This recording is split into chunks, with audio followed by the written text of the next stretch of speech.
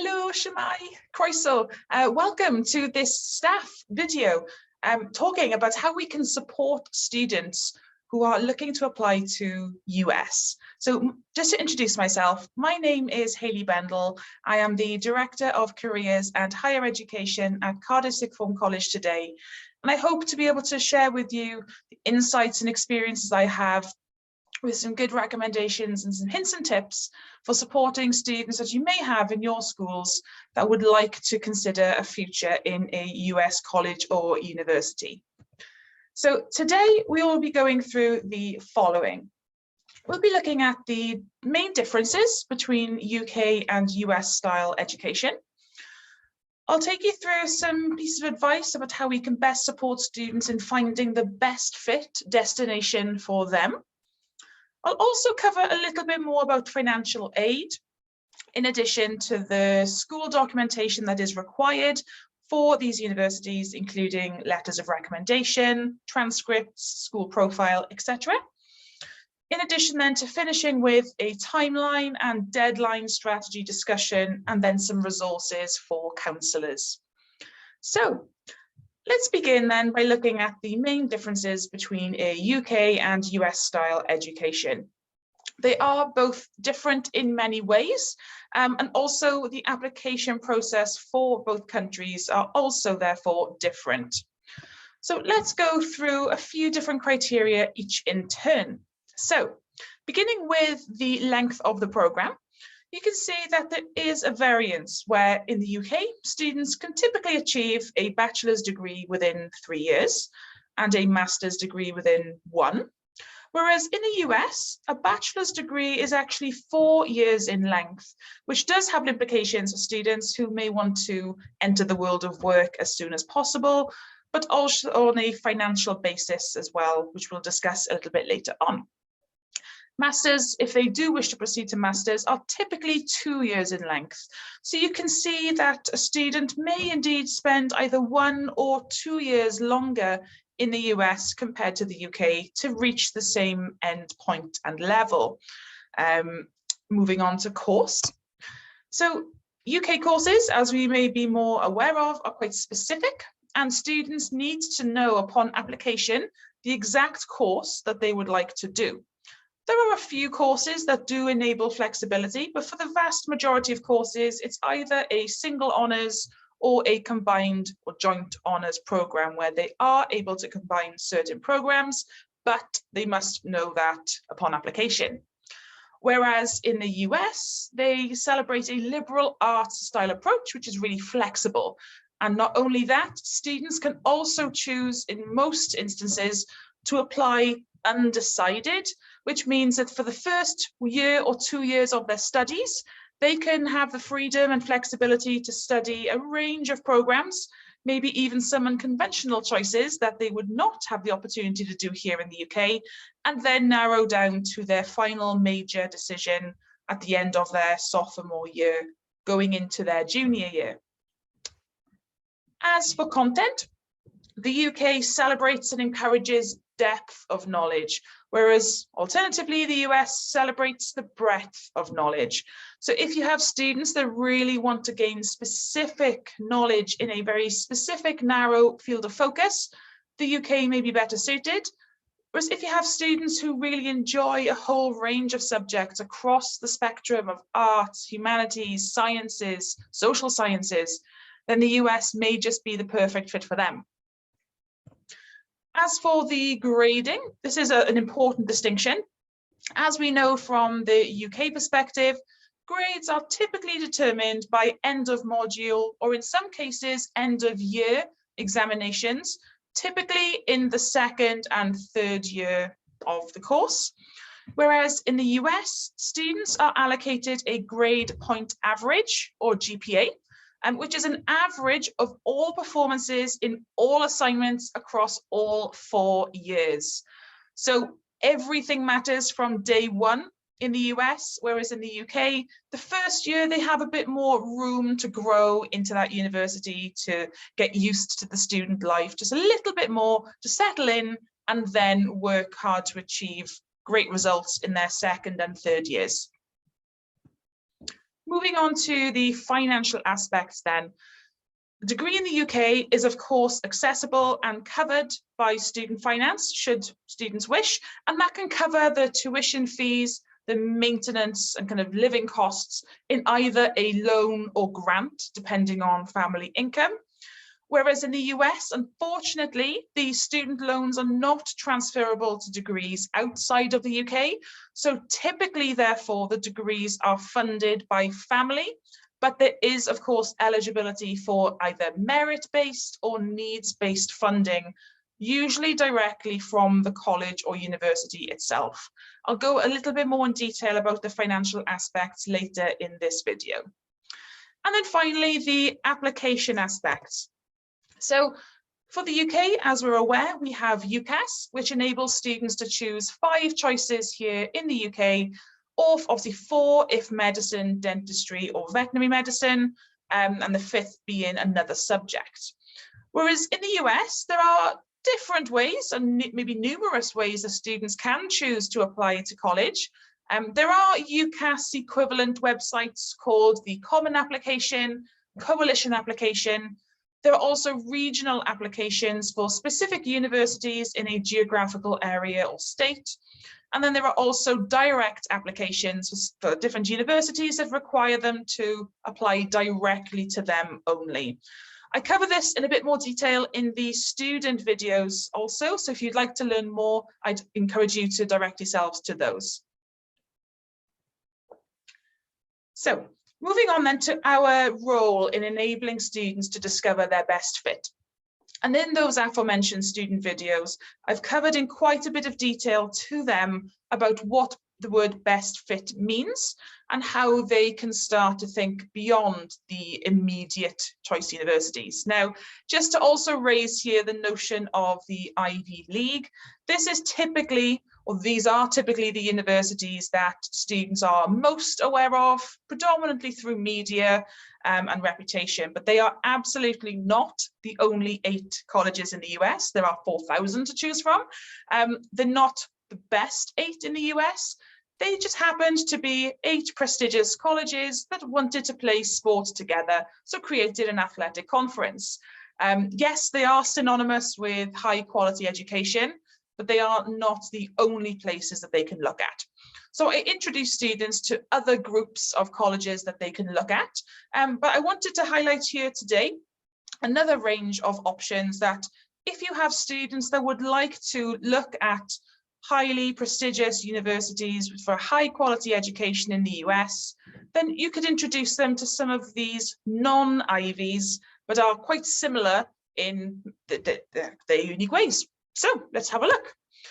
So first of all, we have the public Ivies, which are all these are informal terminologies, by the way, but just as a way of comparing them to the Ivy League.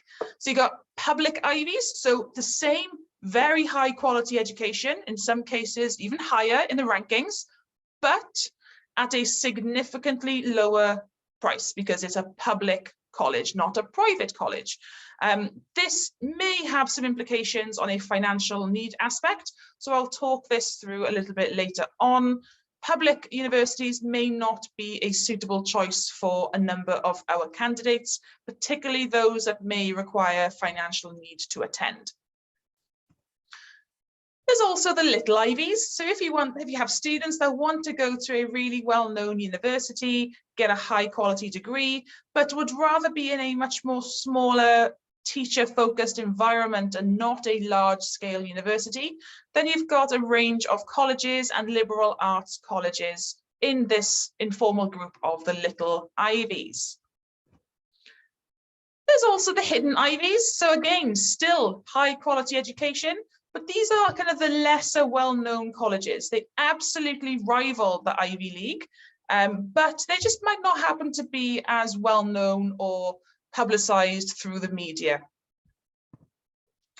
The new Ivies. So again, high quality education, but these are universities or colleges that have been created since the Ivy League's conception. So just as good, if not even better in many ways.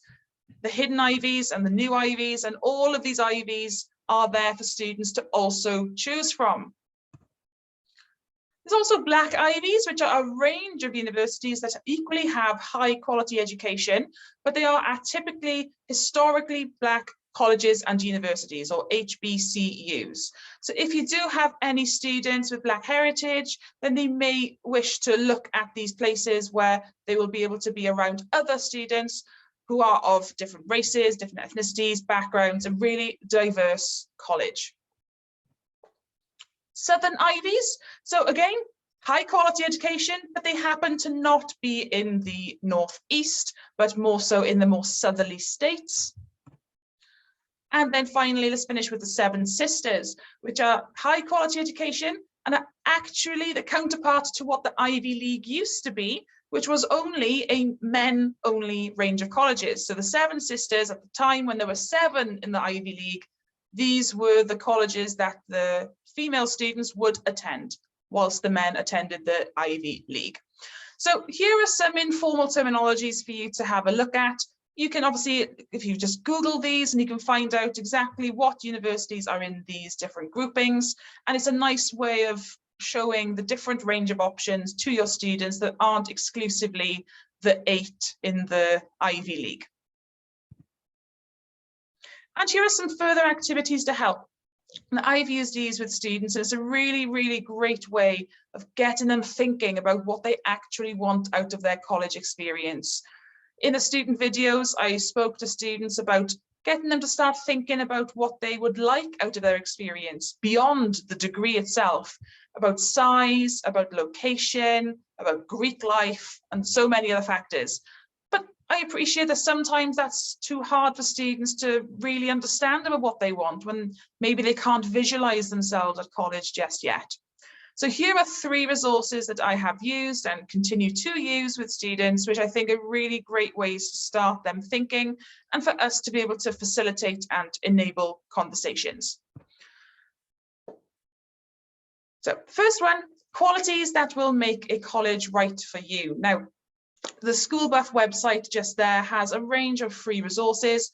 This one I particularly like because it enables students and asks them to rank certain statements from 1 to 5, and then they can then do a self-assessment to find out which aspects of a college's environment and experience that they would like, which can help them to shortlist their universities. So if they know that they would prefer then a smaller, more closer knit campus, they'd rather be a big fish in a small pond, then maybe they should consider not applying to large state universities where there are often 60, 70,000 students. Secondly, there is a self-knowledge questionnaire, which is divided into 7 subsections, which again will help students to work out and discover a bit more about who they are as a person, as a character, their values, and what they would like out of the college experience, which will help them to proceed just a little bit easier throughout this entire process. And then there's also another one here on college planning values assessment, which all these are quite similar in many ways, but they do target the specific areas of personal growth and character. So this is about working out your reasons for going to college, finding out your values, what you expect out of the experience, and then essentially helping students to whittle down to a short list of colleges where they know and feel confident that they will fit in and be happy. And here are some other resources then, again, we as staff can use to help students with this process.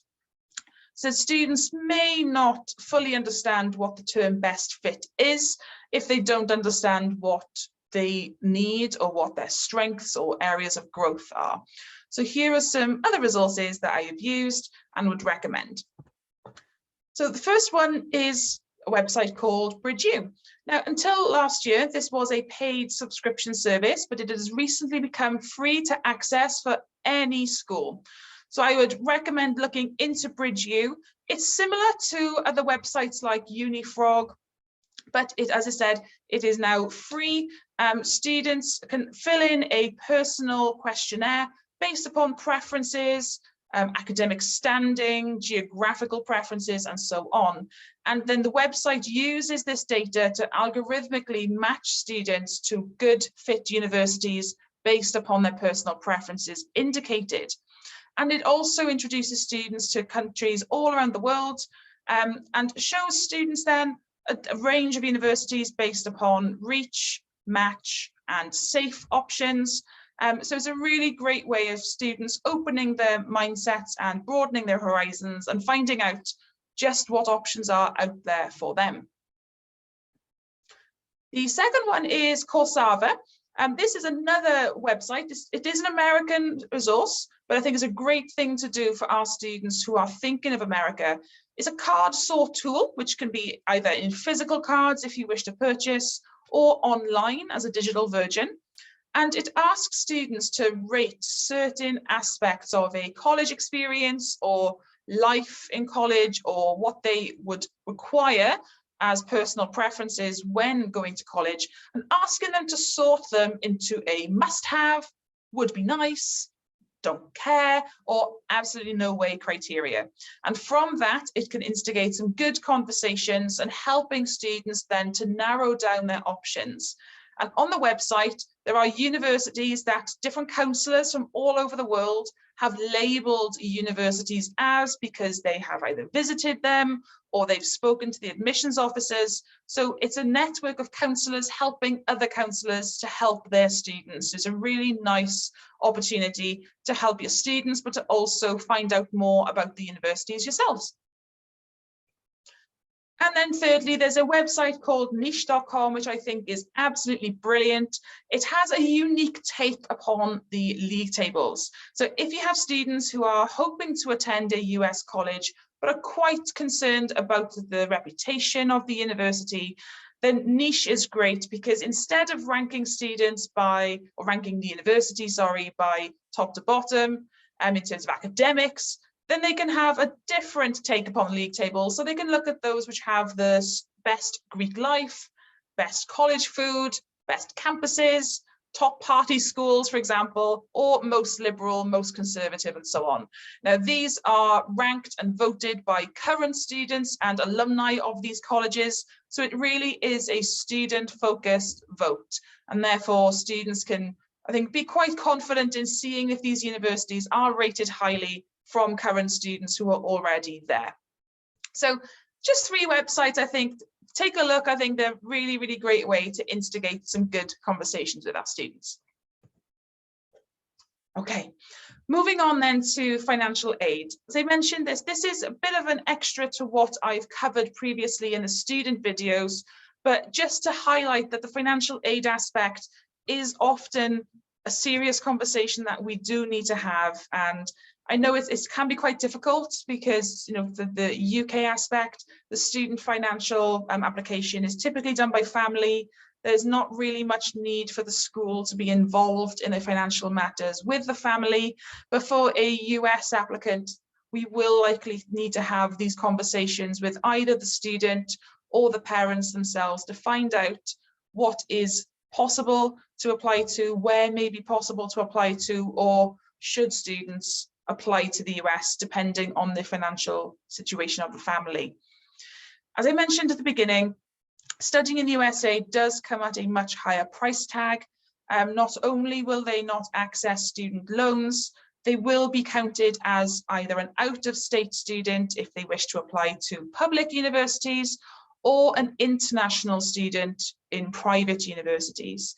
So they don't have the benefit of low tuition rates like they do if they were to stay here in the UK.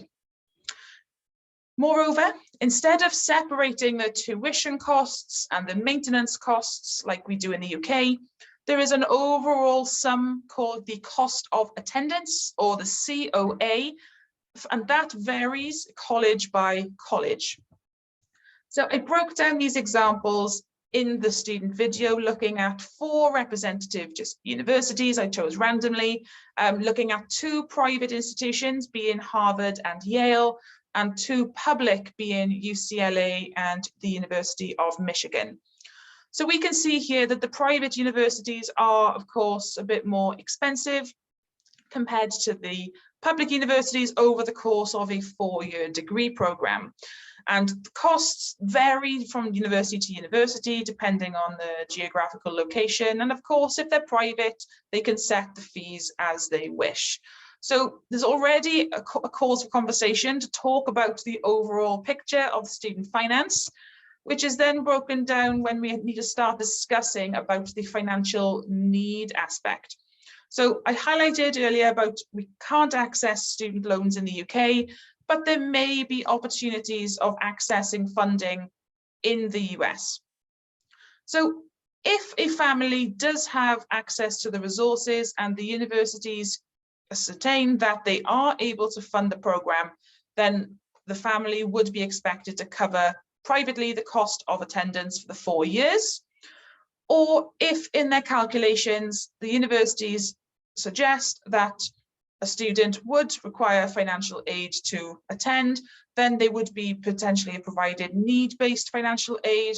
Or alternatively, if the university thinks the student is an absolutely fantastic candidate and they would like to lure them into the university, then students may be provided merit-based scholarships or aid, which could cover part or all of the cost of attendance.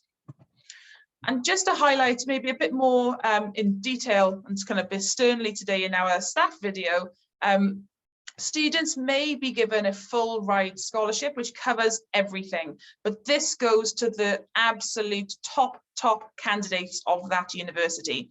So for the very, very selective universities that almost every applicant going to may have the full GPA or the highest SAT score, these students are not going to be standout.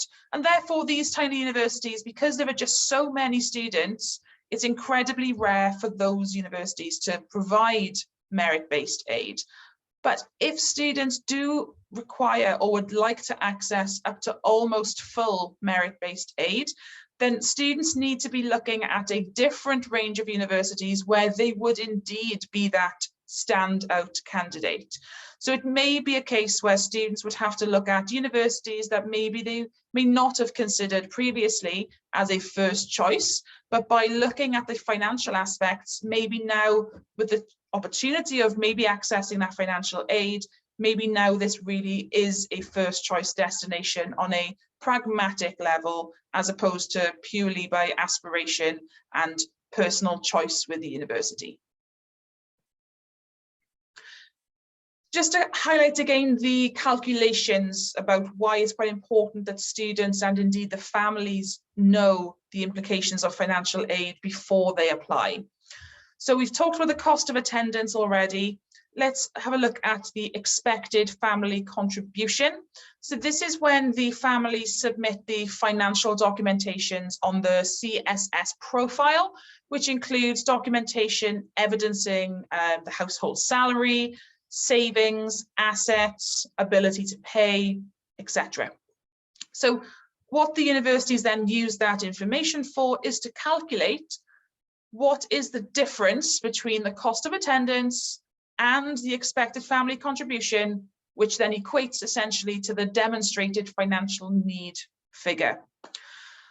So if students do have demonstrated financial need, it's going to be incredibly important to work out if the universities that they are looking for can either guarantee to meet the demonstrated financial need of international applicants. If they do, then students, regardless of their income and regardless of their expected family contribution, the university will match this difference. If they don't, students may still achieve an offer, but the universities may say that they have to find their own way to finance the gap between the expected family contribution and the cost of attendance. Now, this may be in the form of loans, private loans, not government loans, which is definitely not recommended, but is an option that is typically and is often done by US and international families, but again, not recommended. And we also need to make sure that in number 2 is, are the admissions readers and selectors aware of the expected financial contribution when reading the application? So essentially, are they need aware or need blind? Now, for the need-blind universities, of which there were only a very, very small number for international students, this essentially means that the universities choose their students purely based upon the merit of their application. These need-blind for international student universities also are the ones that typically say that they will guarantee to meet the demonstrated financial need. The need-aware universities are conscious and have access to the information, and therefore know that if they were to give this particular student a place, then they would need to contribute that particular amount of money to ensure that that student is able to attend. And these universities, unfortunately, they have a finite fund of money. So it can get to some very difficult conversations and decisions for universities to decide which students can they take in with the limited money that they may have left later in the selection period. So the price tags are also included on the student's application. So it's no longer a merit-based selection. It is a bigger, more difficult conversation about the merit of the candidate, but also the cost that it would force the university to also spend. So it can get quite a difficult process. So there are definite benefits to need-blind and need-aware in many circumstances, but it's a really important decision and a discussion to have. I also highlighted here the differences about, do they meet the need of students? Are they aware of the application and the funding? Just to highlight again here, the private universities are typically the ones that do guarantee to meet, whereas public universities typically do not have any resources to give any scholarships or aid to international students at bachelor's level. So you may find that students could have zero cost to them, depending on their financial background. They may be able to access an offer at Harvard, for example, and not pay a penny. They may have other universities that can't guarantee that gap between the cost of attendance and expected family contribution. So they may be able to offer something either by the family contributing or finding different ways, such as work study. And then you've also got the public universities that, as I say, they typically reserve their funding to their in-state students. So any student that comes from beyond their state, be they American or not, cannot typically access funding. So merit-based scholarships are still possible in these places, but it's, I'd say, much less likely to gain the funding than the private universities. So again, another important discussion point to have with your students. And then here are some just resources, I think, which are going to be useful for us as staff to be able for us to understand this very complex aspect of our role, but also provide to parents and to families so that they can also conduct future research. So the first one, which I think a brilliant range of resources that are basically compiled every year by counsellors, Jenny Kent and Jeff Levy. They produce annual spreadsheets on a variety of things, including these success rates and applicant ratios later in terms of application deadlines, but in this context about the international aid and scholarships available to international students. So I've got the web link there. I'd really highly recommend that you have a look at this website, and if a student says to you that they would like to apply to a certain university and what aid is typically available to them, then this spreadsheet, I'd say, is a great first post result. Here is that CSS profile I said to you about. This is a form that all students, be they US or international, should fill in if they would wish to be considered for any funding from the college, be it need-based or merit-based. This form opens in the October of year 13, and whilst each college will give a particular deadline about when they should fill this in by, I encourage my students to get it filled in as soon as possible when it opens in October, just so that it's done and that the decisions about financial aid can start as early as possible post-submission. Parents and guardians, as I mentioned earlier, will need to provide documentation, and this typically comes in the forms of bank statements from all current and savings accounts that they may have, P60s covering the amount of tax that each person has paid every year, any proof of other income, so for example, any child support benefits or other rental income, and any investments, stocks, shares, etc. And then here is a link to FAFSA. Now, if any of your students have dual citizenship or essentially possess a US passport or other criteria to make them an eligible non-citizen, they may be able to apply for federal or government grants, work study, or loans through the FAFSA. I would recommend, if you do have students that may have a link to the US in any way, to have a look at that web link there and just try to work out, could they therefore apply for some aid through the FAFSA, which can cover a whole range of private, non-profit organizations, federal grants, a whole range of ways that can help them to fund their college. Okay, I'm going to move on now to essentially the teacher and the counsellor aspects of the application and what we need to do to support a student's holistic application. I've included this table as a visual just to kind of emphasize all of what could be considered as part of the application process. So in the UK, we're quite used to it being the UCAS form, which includes the A-level predicted grades, AS levels if achieved, GCSEs, a personal statement, and that's basically it at the point of application. Whereas here, for a US applicant, they look at a whole range of things, including grades in all courses, grades in any college prep courses, the strength of the curriculum, so how many subjects are the students doing, what subjects are the students doing, are they traditionally rigorous courses, SATs, ACTs, essays, demonstrated interest, the counsellor recommendation, the teacher recommendation, do they have a class rank, what do they do outside of school, portfolio, work, you name it. There's loads of different factors, and the ones I've highlighted here in pink today are the ones that I want to really focus upon about our role to play in this.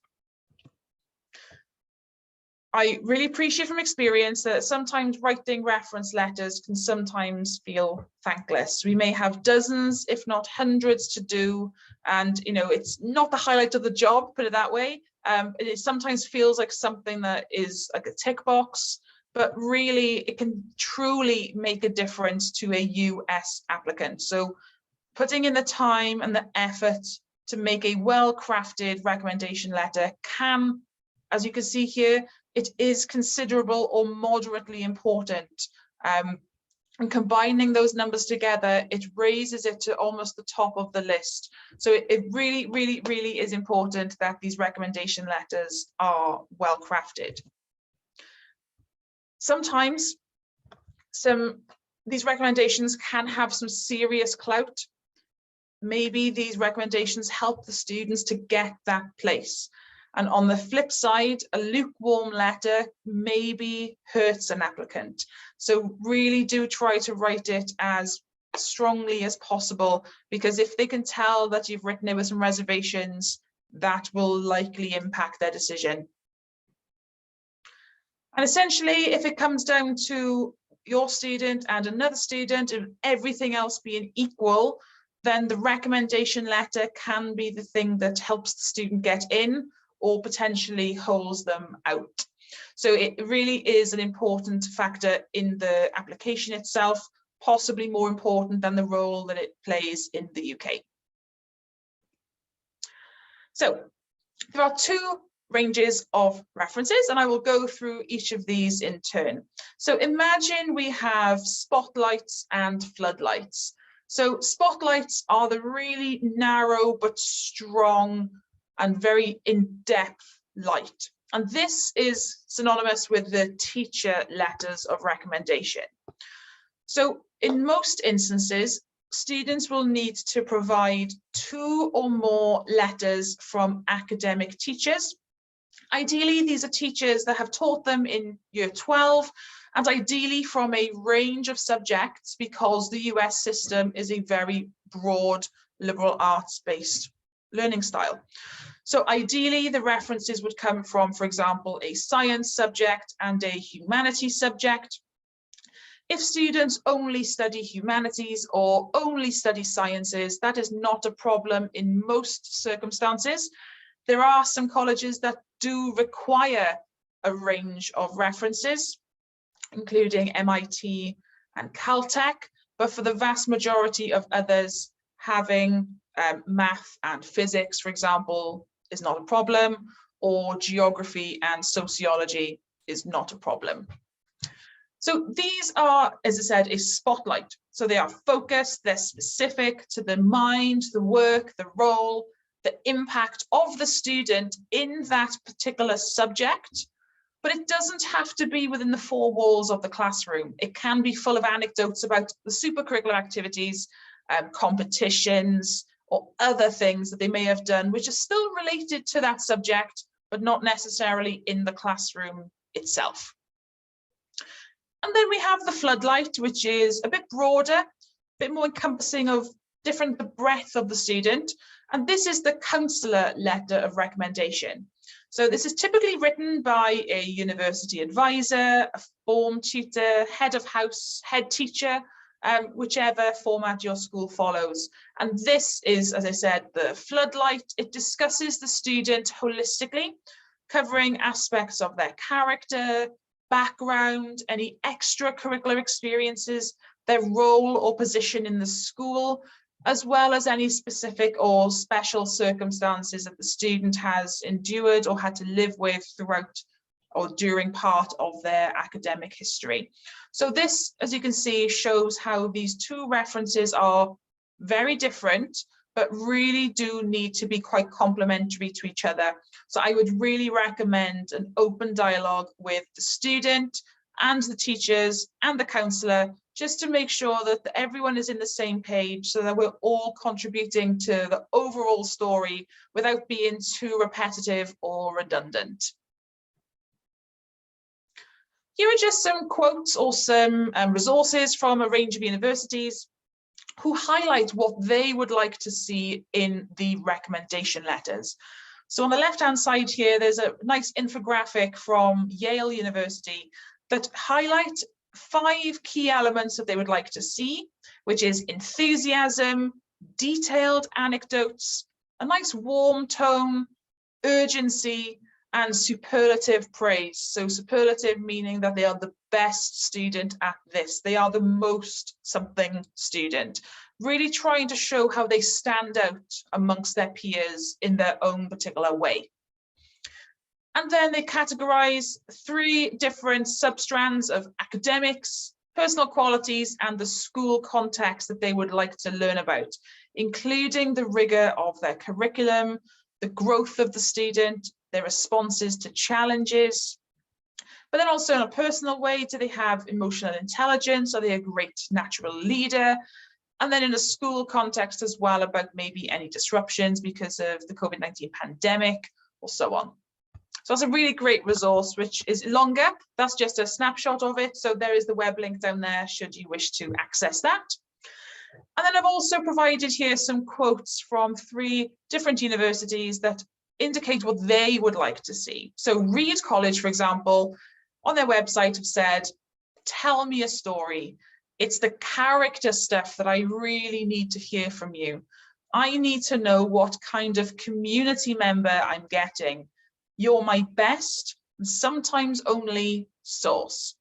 So they can learn a lot about what the student is saying in their aspects, but they want to hear, professional to professional, just the kind of student and who they are like currently in your school, which then provides them with the confidence to also feel that they could become a vibrant, engaging member of their cohort also. Duke University, and in blue, teacher recommendations are most effective when they provide examples of a student's academic ability, intellectual curiosity, and motivation to learn and grow. So not only their academic abilities now, but their potential when in college.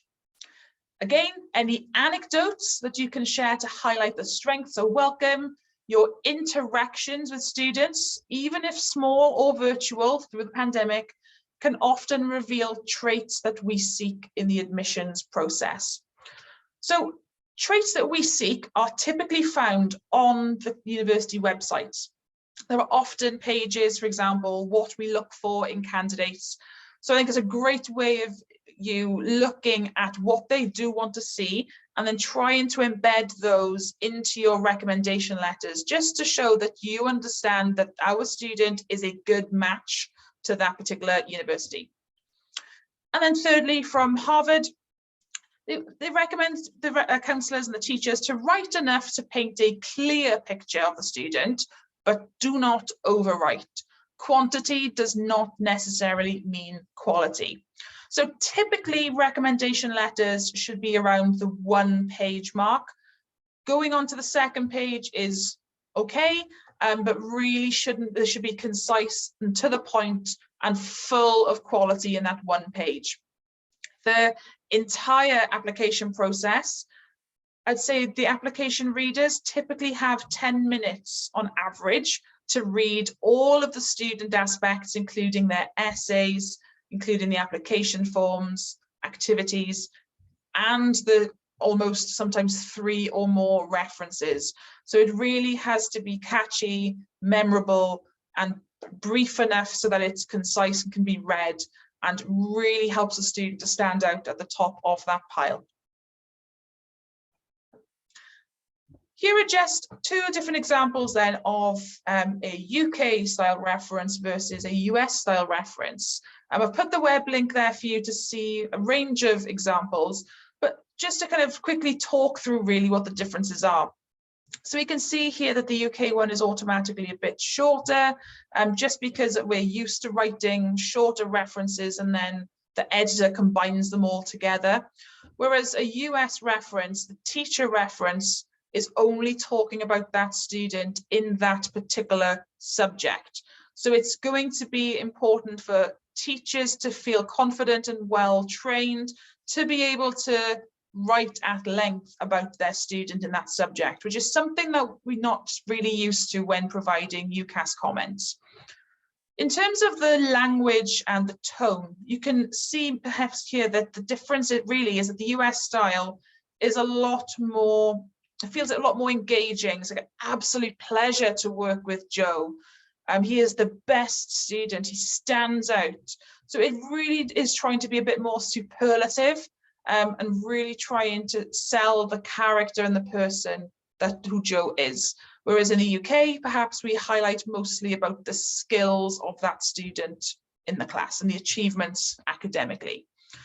So there's the web link. I encourage you to have a look at the different examples, and then you can use them to inform your own practice in the future. So let's have a look at some of the other documents that the counsellors will need to complete for students when applying to the US. So there is something called the school profile.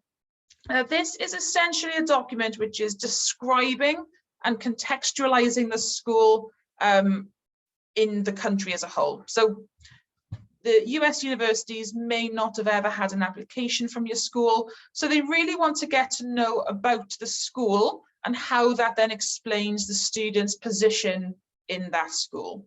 So it typically includes the type of school, so for example, comprehensive, secondary, independent, etc. Is there an admissions process to your school? What's your school history, cultural information, and demographics, school ethos, any mission statements or ideology, latest inspection reports or judgments, league table position if relevant, student body, so what, again, the demographics, is it a single-sex school or mixed, what a class size is like, the typical destinations of your students in year 13, just so that they can see a picture as to where they usually go to. and then any really other information that you think is pertinent that the universities need to know about your particular setting. This is usually in a 1 to 2 page document. Typically also maybe having a range of charts or bar graphs for illustration, just to get as much information conveyed in the most appealing and visually accessible and understanding way. Then there's also school transcripts. Now, these are not necessarily typically done in UK schools because we have the GCSEs and the A-level, end of year certificates. But these are documents that we do need to create to be able to fit in with the typical US structure, which essentially give a transcript at the end of every year, showing the different range of grades that students have had in all subjects across the year with their ultimate GPA for the year. So the school transcripts that we need to provide to match that are typically done on a letter-headed, stamped and signed paper. It includes the years attended, any achieved or predicted grades that students have had or are likely to have, any academic honours or awards that they've received at the end of any academic year. Also, what could be quite good is an explanation or equivalencies of any unfamiliar qualifications. So for example, in Wales, we have modular A-levels as opposed to linear. So sometimes it's quite good to explain that students may do AS levels, which contributes to A-levels still. EPQ, PREU, the Welsh BAC, BTEC and so on. Sometimes it'll be the universities will appreciate it if they aren't as well versed with these other qualifications that aren't exclusively A-level. It's really helpful for them to contextualize the student. If the student plans to resit any examinations, if they have any extenuating circumstances, and perhaps how the course of the student compares to their peers. So this has come from the Fulbright website. You can see this exactly as it is, and they have some great templates as well for you to be able to use to create your own. So there is the web link for them, for the Education USA resources, and I highly recommend that you have a look at that. Then moving on to some of the ones which aren't mentioned on that website, but I think are really important for you to understand and be aware of for the whole picture, is if students are proceeding through the applications, we will need to put in with a mid-year report. Now, this is typically due in February, mainly because this is when the first US semester is typically complete and the results are in for their termly or semesterly GPA. Now, in the UK, of course, we don't typically have that, but what we can do is provide a letter-headed document from a student's year 13 studies so far, including any mock results that they may have achieved, classroom test grades, and so on. Really, it is an opportunity to indicate to universities that the students are maybe still on track to achieve their predicted grades, are excelling, hopefully not underperforming, or if there's been a drop of subject or a change in subjects or something is different from when the student first applied, be it in November or January. So it's an important piece of information that is compulsory and it must be uploaded, normally due in February. There's also the optional report, which by its name is optional. So this is an extra opportunity to update universities on any further results if available. So if it paints the students maybe in a positive light or more positive light, it could be based on maybe results that students have generated in January, February, March, any other classroom results. And again, any further changes of curriculum or course drops or examination board changes, whatever it is, you can use these two opportunities to update the university. And as I mentioned, it is optional, so it does not need to be submitted. There's also the final report, which is typically due in June. So again, similar to the mid-year report, this is due because this is typically when the last US semester is complete. This is a document for any students that have enrolled and have chosen to attend this university. We now need to submit this typically by the end of June. And usually it can talk about the students' progress during the year still, some of the results that they've had in their mocks and classroom tests to indicate that they are on track and are maintaining their academic standing, but that A-level results will formally come out to confirm this in August. And speaking of AS on the A-level results, we then as counsellors will need to submit the final statement of results that come out from the exam boards as soon as possible on results day. Sometimes this might also need to be done by the student themselves on campus. Maybe their college has already started the semester. Sometimes it has to come directly from the school, so either by post or electronically. Sometimes a student also needs to take a copy to the administration. So it'll be a case of having a discussion with your student about their specific college's requirements. So a great resource here, I think, is the College Essay Guide. So Ethan provides a whole range of free to access resources for students and counsellors and families on a whole range of the application process. So from a staff point of view, they look at recommendation letters, transcripts, school reports, but also for students and families about essay writing, podcasts, videos, blogs, and continue to help you then as a whole picture about how we can support the students in their applications. So I think this is absolutely one of the best resources that I have seen and do use and would also recommend to you. So moving on to admissions deadlines. So I included this in the student video, but I wanted again to go through in a bit more detail about, from a staff perspective, what that means for us. So students, of course, can choose the early decision, which is that binding agreement that if they are chosen and they do receive an offer, they must attend. So what we need to do equally by this deadline of November 1st is submit all of the counsellor and teacher recommendation letters, the school report, the school transcripts, and also an early decision agreement, which is a signed document between the counsellor, the parent, and the student themselves, which confirms that if the student is successful in gaining this offer, that they agree to attend that university. And from the counsellor staff aspect, it's essentially asking us to sign to say that we've had a conversation with the student to make them realise and hopefully understand that this is a binding agreement. There are only limited circumstances that students are able to withdraw from this agreement, predominantly that the university cannot provide that gap between the cost of attendance and the expected family contribution. That is really one of the only ways that students can get out of this agreement. So that is an extra document that we will need to sign to say that we have covered with the student.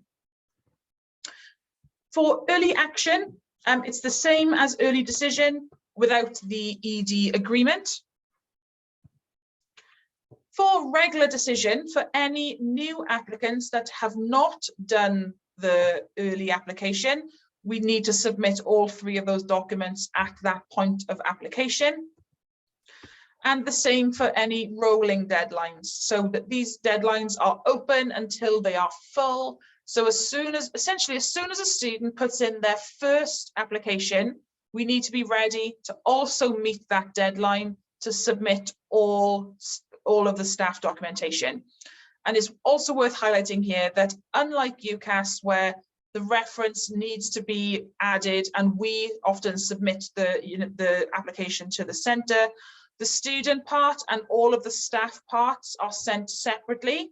So everyone is responsible for making sure that they meet the deadline, the student, the teachers, the counsellor. So really important that the deadlines are also externally fixed deadlines for us too. And don't forget about those extra forms that also need to be submitted. So the mid-year report in February, the optional report should you wish, the final report typically in June, and then the final A-level results then in August. Or if in a different programme, of course, whenever your results are available, they need to be submitted as urgently as possible. What I wanted to go through now as well is a bit of strategy involving these deadlines. Obviously, we mentioned to students in the video that is a great way of demonstrating their interest in that university by applying early. But I'd like to speak to you now kind of as professional to professional about the strategies involved by choosing the right deadline that might better suit the student. So let's have a look first of all at the benefits of an early decision application in November. So I would suggest that this is a great choice to choose if students are absolutely sure that they will attend this college if they are admitted, that they are a strong competitive candidate for this university, that they really think that they've got a good chance of hopefully getting that offer. Also, the students really need to be ready to submit at the highest possible quality by early November. So on a balance between submitting early and making sure that you've got a fully comprehensive, high quality application, or perhaps waiting a little bit longer so that they can refine and polish the essays a bit more. I'd say it's much better to have a high quality application. So only if it's a high quality and it's done by November should they really be considering early decision. But also, early decision is great for those students whose predicted grades are not expected to improve much more. So if you've already got a really high achieving applicant who's got great results to date, and they don't have to rely upon any other formative testing to indicate a growth or an acceleration in their studies, then ED, I think, works really, really well. Alternatively, then, let's have a look at the early action, which is the non-binding agreement. It's still a great way for universities to show their commitment to a university. But if they'd rather have a bit of flexibility, they're not 100% definite that they would attend that institution if successful, then it's a great way to make sure that they do have time and the ability to also apply to more universities or colleges at the same time sometimes, or later in the cycle. It also enables students to have more time to make their final decision. So if they are balancing UK or other US colleges, they have up until the end of April, early May to make their final decision for the US. For regular decision, which is typically due at the beginning of January, this is great for students who are not 100% sure about what they want to study or where they want to study just yet. So it enables them to have the autumn term to be able to make their decisions. It also is good for those students that would like to have a bit more time to complete the application. So if they are looking to put in an early UCAS application, or perhaps they're juggling admissions tests, it's quite nice for them to not have it all happening within that September-October window, but they can elongate it into November, December, and into January. As I mentioned earlier, it can also be a great way for students to use this informal formative testing to try to improve their grades. But also if a student does require financial aid, this deadline will enable them to have the best possible range to make the most informed decision by being able to compare more scholarship packages between the different universities. And then we have these rolling deadlines. So it's great for students that really just want to have a quick turnaround and know if they have an offer or not quickly. These offers can typically come out within weeks as opposed to months. It also gives students a bit more time to weigh up their decisions. So these do open in the autumn, but they often close maybe in the spring or sometimes the summer of year 13. So it gives students a bit more time still if they haven't been able to make a decision by January. They do use a first come, first served policy. So if students are strong candidates for these, by applying earlier, they can perhaps turn around a very, very quick offer and perhaps a wealthy scholarship to go with it, if they do provide scholarships to international students. And as I mentioned, again, it's just more flexibility yet again, and a longer time frame to submit. So as you can see, there are definitely different benefits of choosing the different decisions. Ultimately, it is essentially down to the student, but I think having this information helps us to be able to best advise the student who may be considering, should they expedite to November or should they await the regular decision in January. So here is a timeline. Obviously, it's a bit different to the student timeline from the student video, but I wanted to highlight what I believe to be a suitable staff timeline. So just so that we know what we need to do as counsellors or teachers in supporting students in their applications to the US. So in kind of year 12 onwards, perhaps earlier, if you have students who are in year 11 or year 10 who have already started thinking about the US, now's the time to explore. So staff can start to have these meetings with the US applicants. You can start to prepare them for the long application processes ahead with the multiple hurdles to jump over. And it's a great time to encourage students to explore and work out what those best fit criteria are for them. Have a look at the other range of universities that might suit them and their personal preferences and values. Moving then into the spring of year 12, this is where we can encourage students to enrich themselves a bit more by digging in deeper into those detailed reasons and motivations for choosing their avowed shortlisted universities, and also starting to have those conversations about the financial aid aspects of the applications with the student or the family. And then going into summer, of course, they're likely to be balancing AS levels at this point as well. But perhaps when the AS levels are done, we regroup and kind of work with them to set some work for students to work on over the summer. So it could be asking the teachers for the letters of recommendation. So which teachers are they going to choose to write the best character-based reference letter for them? It could be asking the students to fill in brag sheets, which are typically just questionnaires for students to be able to provide to the counsellors and teachers about specific experiences, qualifications, achievements that could then be written about in these recommendation letters. And of course, recommending students to consider taking the SAT or ACT to bolster their chances of success. I'd also recommend setting an action plan in place with the students, just so that they know what they need to do, why they need to do it, when they need to do it by, and who might they need for support: parents, family, resources online, staff, etc. So moving into the autumn then of year 13, when they return, this is the time for us to review everything for the application. So it's finalising and submitting the teacher and counsellor letters of recommendation, the supplementary school documentation like the transcripts and the profiles, etc. And is still continuing supporting students with their essays, their forms, for any of the different decisions, if they're struggling to choose between early decision, early action, or waiting until regular.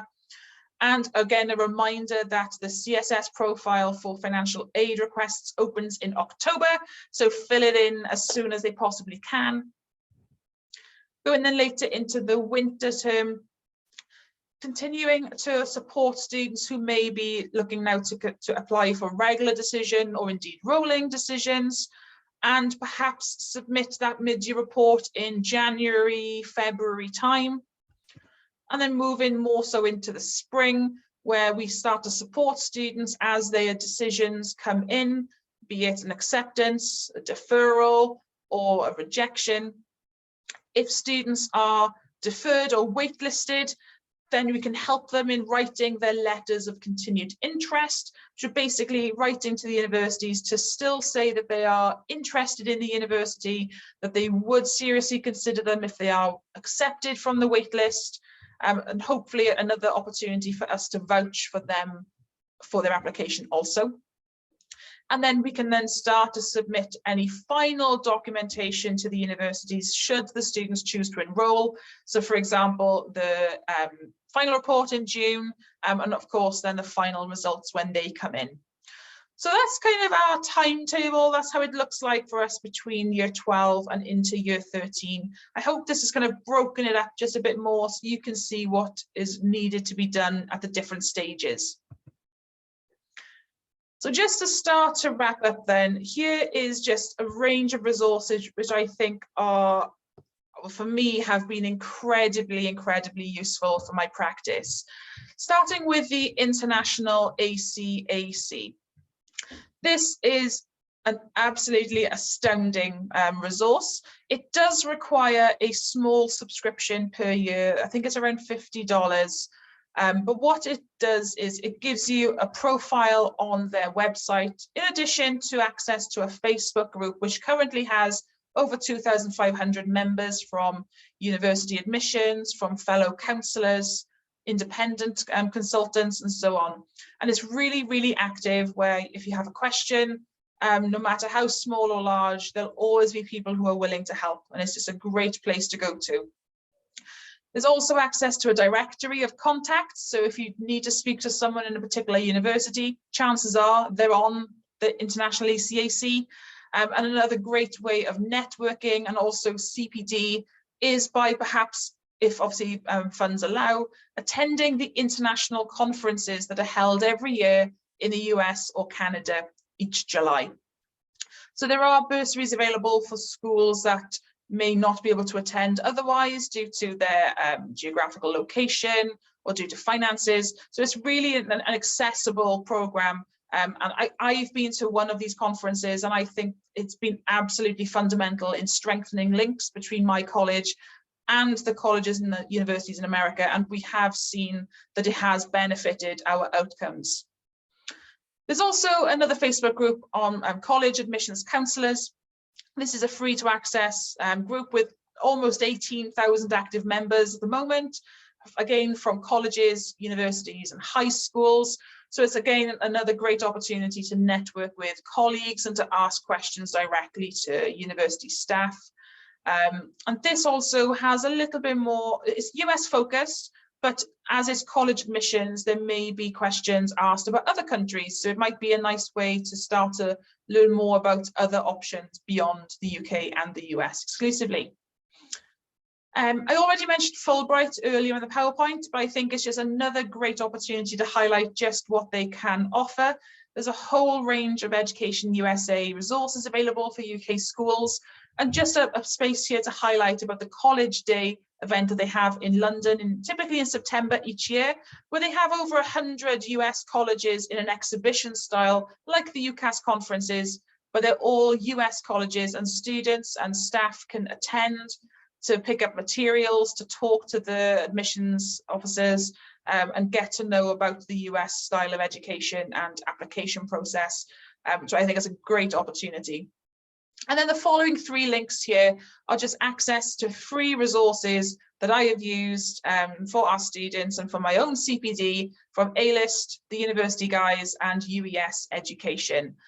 So if you're looking for some free to access resources about admissions test, mock admissions panel events, webinars, podcasts, blogs, it's all there for you. So all of these resources, I think, are absolutely brilliant and would fully recommend.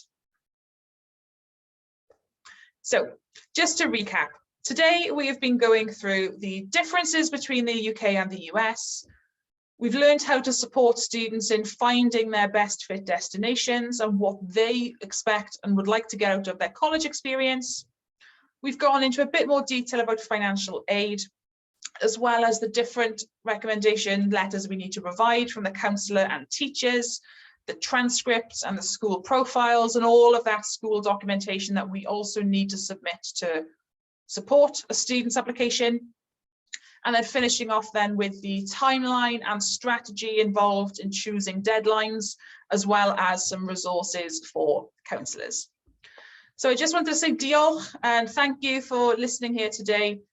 Please feel free to reach out. I am on LinkedIn, so if you do have any questions from today's presentation, please do be in contact, and I'd be more than happy to help. I hope it's been useful in just getting to learn a bit more about the application process itself and how we as staff can support students in their applications. So thank you very much.